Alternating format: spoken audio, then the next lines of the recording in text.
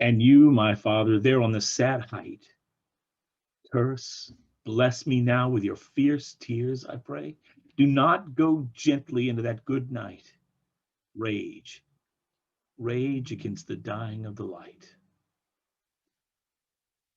Let's talk about Good Friday.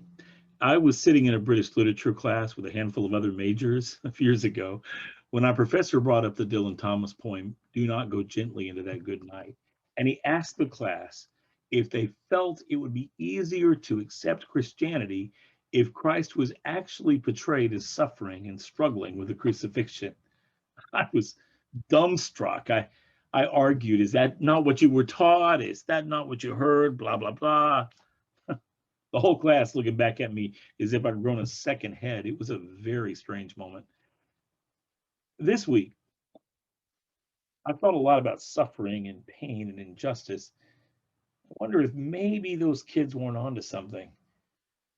As we sit here on the cusp of Easter and we face the mystery and scandal of the cross as we do every year, I wonder if maybe all of our understanding of Christ as the Lamb of sacrifice and his nobility and his perfection, laying down his life for us, our very focus on these very real, very important truths, I wonder if it makes us miss some other very real, very important truths about Christ's death.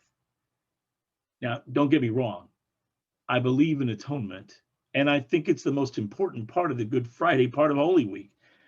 But what if we really believed this Holy Week that Christ's suffering wasn't just for us and our sins, but was a reflection of an ugly and painful part of our faith walk?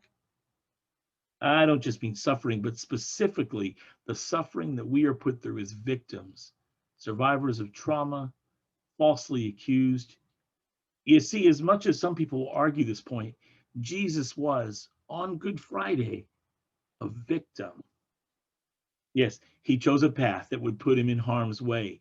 Yes, he wanted to do his Father's will. Yes, he allowed his life to be taken, but he was a victim of discrimination and racism, a victim of corrupt government and religion, a victim of false accusation and betrayal, a victim of legally enforced torture and murder for crimes he did not commit.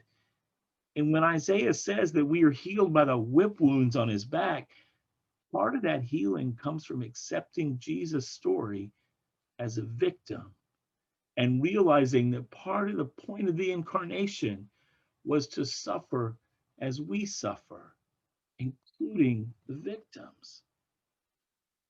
All of Christ's nobility and love led him to Golgotha, but other corrupt officials and leaders accused, judged him, and signed his death warrant. Other hands than his stretched him on the cross and held the hammer and nails. Other hands than his gambled for his clothes and mocked him, as still another set of other hands lifted him to a breathless, bloody execution against the sky. Dylan Thomas was wrong.